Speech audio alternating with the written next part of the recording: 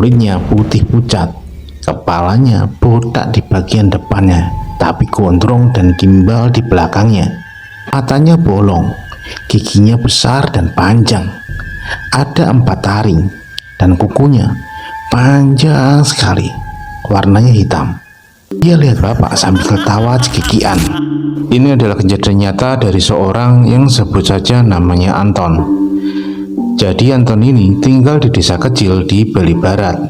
Suatu malam, dia ditelepon sama bapaknya untuk disuruh ke kebun bambu di selatan desa buat ngambil anak tawon untuk dimasak oleh ibunya. Tapi yang jadi masalah, kebun bambu itu letaknya persis di sebelah makam khusus anak-anak dan bayi. Nah, kebayangkan gimana suasana di sana pas malam hari. Belum lagi suara-suara hewan malam yang mulai terdengar bersautan. Juga suara pohon bambu yang tertiup angin. Ya walaupun rada ogah, yang namanya anak disuruh bapak, si Anton akhirnya memutuskan untuk berangkat juga. Tiba di kebun, Anton disodori bungkusan hitam berisi anak tawon. Bapaknya bilang dia mau nyari rempah-rempah dulu. Jadi Anton disuruh pulang duluan. Gak nunggu lama, Anton langsung bergegas meninggalkan ayahnya. Bagaimanapun juga, meskipun Anton adalah anak laki-laki, ia termasuk anak yang penakut. Anton memutuskan untuk bergegas pulang. Perasaan Anton sedikit lega karena dia nggak harus berlama-lama di kebun itu. Tapi kalian tahu nggak? Di perjalanan pulang yang tak jauh dari kebunnya, Anton mulai merasa aneh. Motornya yang biasanya ngebut lancar, kali ini jalannya pelan banget. Padahal menurut dia gasnya sudah dipol-polin. Tapi tetap aja motornya nggak mau lari.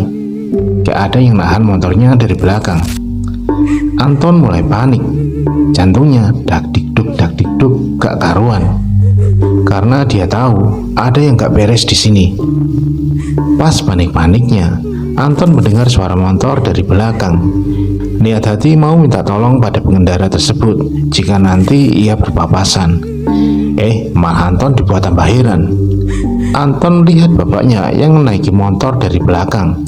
Padahal selama ini bapaknya Anton gak pernah naik motor kenceng-kenceng. Karena motor bapaknya adalah motor tua. Tapi kenapa kok kali ini bisa nyusul Anton ya? Perasaan Anton semakin kuat. Ada yang gak beres dengan motornya. Dan yang bikin tambah Anton penasaran adalah kenapa si bapak cuma diem saja. Dia gak ngomong sepatah kata pun saat berpapasan dengan dia.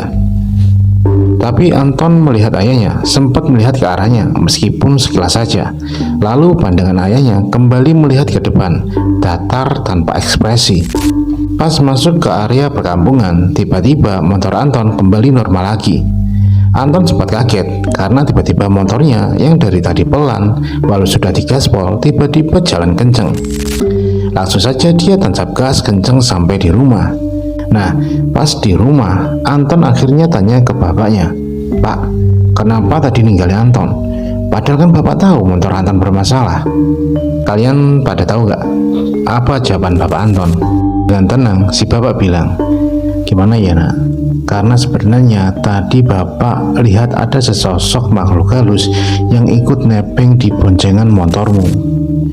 Kulitnya putih pucat, kepalanya botak di bagian depannya, tapi gondrong dan gimbal di belakangnya. Matanya bolong, giginya besar dan panjang. Ada 4 taring, dan kukunya panjang sekali, warnanya hitam." Dia lihat bapak sambil ketawa cekikian. Ya, bapak nggak bilang apa-apa ke kamu karena bapak takut kamu panik dan akhirnya jatuh. Anton langsung pucet. Dia diem gak ngomong apa-apa. Esokan harinya, Anton langsung demam tinggi. Kayaknya sih karena kesambut makhluk halus dari kebun bambu malam itu.